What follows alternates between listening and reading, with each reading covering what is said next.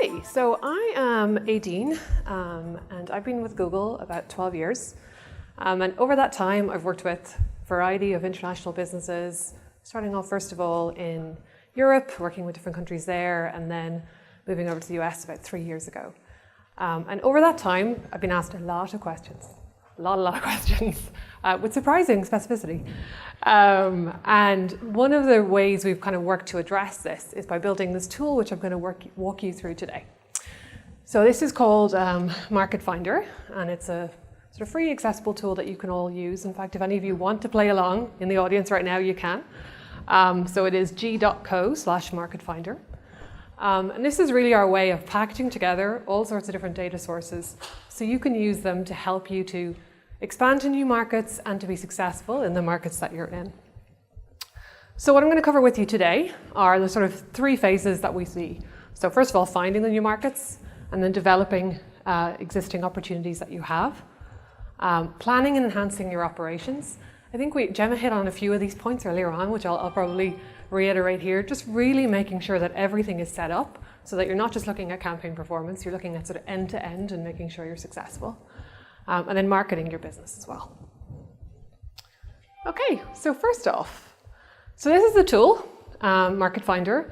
So we use over 3,000 search terms included in this, over 40 metrics, and then over 100 different articles on a variety of topics to help you, first of all, identify the markets that you might be interested in.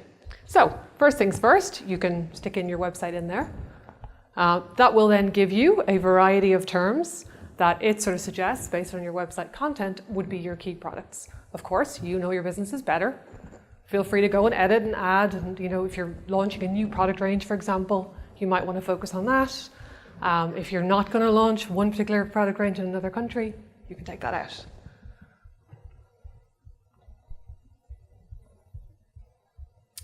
That will then give you a list of sort of the top 3 suggested markets. So in the case that we looked at, it comes up with the US, Japan, and France, and it will give you key stats for those markets. So first of all, what are the monthly searches across that category? So you can get a sense of how big is that opportunity? Is that worthwhile for you as a business to go after? Then it'll give you a sort of recommended bid, which is a good idea of sort of gauging competition and competitiveness in that market for you. Then ease of doing business, which is obviously a crucial kind of highline number as you think about your expansion. And then the household net disposable income, which again, depending on where your product fits and what sort of price range you're talking about, this may be more or less useful to you. The part that I would really recommend, though, is that you do go ahead and log in. So if you log in, you can create a very customized dashboard based on your own business, save it and come back to it and get a whole load more data. So once you log in, you'll get access to data for 180 different markets. So while you're welcome to ask me questions today on any of these 180 markets, this is going to do you a lot better than my brain will do this hour of the morning. So there's also metrics from 32 different data sources that we use that are external, and also direct access then to Google support too. So as you log in, it will ask you for some just small pieces of information about your business. And then it will bring up the market insights that you're able to look at.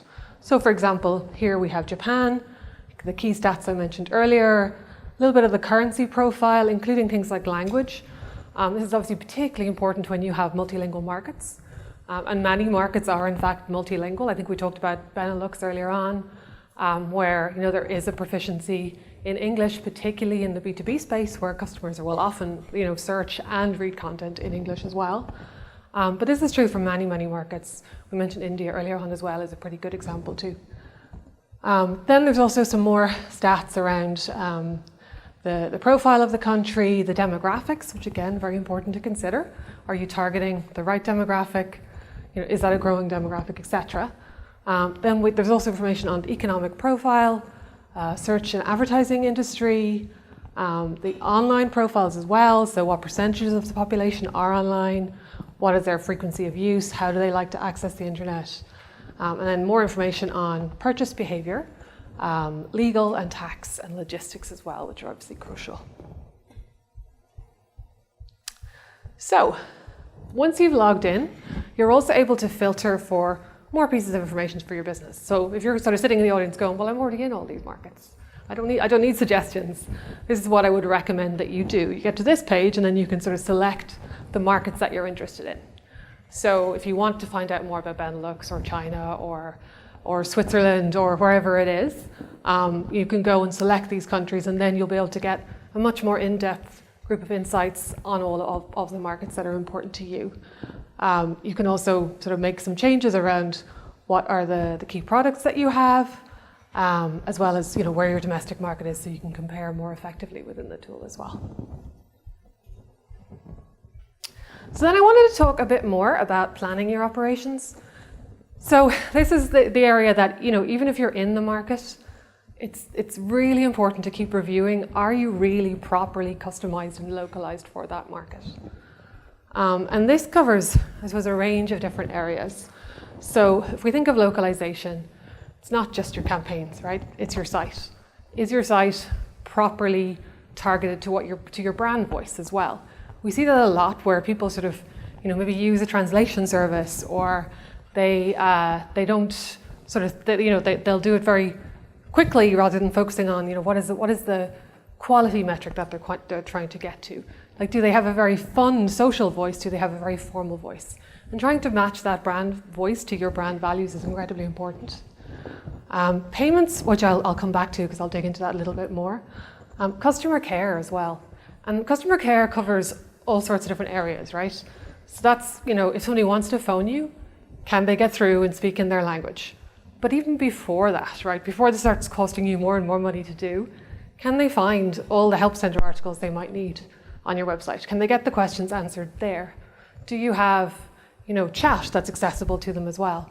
It's a very, very cost-effective way, particularly using some of the new sort of chatbot technology, to address day-to-day concerns that your customers have in a language and voice that's suitable for them. Then logistics. Logistics probably being one of the most complex areas as you try and sort of ship products internationally. But there's some really good resources here and experience that other companies have sort of developed to be more successful. Likewise, recruitment. Recruitment is key. You can, I think, gain a lot by looking at the diversity of your hiring pool, particularly in this area. If you are looking to be successful in a market, having somebody from that market or with experience in that market is really going to help you a lot. And then tax and legal. So again, lots of access to additional resources so you can go ahead and address these issues. So yeah, payments. So that came up quite a bit earlier on, which I was happy to see. I actually think it's one of the most neglected areas. Even among some of the larger clients that we work with, there's a propensity to sort of think, well, everyone in the US pays with a credit card, so everyone in the rest of the world pays with credit cards. Or even if they do, sometimes they pay differently with credit cards. So for example, in LATAM, we see a lot of sort of payment plans with credit cards, right? And breaking down the costs over a year in a form of installments. So it's really important that you get that right. I see a lot of variance in performance for businesses that don't sort of customize in that way versus businesses that do. So here's an example from Russia, for example. Looking at the strength of debit cards, 36% of Russians use debit cards, and e-wallet is 25%. Right, so that's the bulk of your customers there are not necessarily using credit cards. There's also a strong cash and delivery market in Russia too. So that's obviously key, right? If you get through all of your website, you get to the payments page, and you can't pay in the way you want to, then you're just going to bounce, right? And we see that all the time, and you can see that in your own website stats. If you're noticing that performance in one country is very different from another, I would really go and look at that. It's probably a much bigger issue than we normally see. My own team actually recently hired in a payments expert to help us with this because of the size of the issue we were seeing with customers. So he can sort of help consulting and making sure that the payments part is smooth. So the last part then is just around marketing your business, obviously why many of you are here today. And here we have a variety of different resources, sort of help center articles. There's also some more country information around localization and how you think through your voice in that market, what the common pitfalls are when localizing, When building out keyword lists, what you need to think, it's all within the site as well. And as I said, there's a variety of case studies of companies of all different industries and sizes and how they've been able to expand internationally as well. And at the very end, then you get to your own version of a dashboard. So this is something you can come back to again and again. I was sort of thinking, how was I going to frame today's chat, and how would I address all your questions? And I think really this is kind of the key, right? You get to this stage, you can come back. You can sort of see, well, what stage am I at in each of the different markets? Some cases you might be really well built out. You don't have any sort of pressing actions right now. In other areas, there's a lot more you want to do. You could be more successful if you get the next stages in that process, right? So this is a great way of just sort of keeping track on that and making sure you're all on the same page. So there finally is the link. I do encourage you to go play around with it. If you do have any questions as you're going through that, feel free to come up to me. I'm just heading towards the back there. And yeah, thank you for having me here today.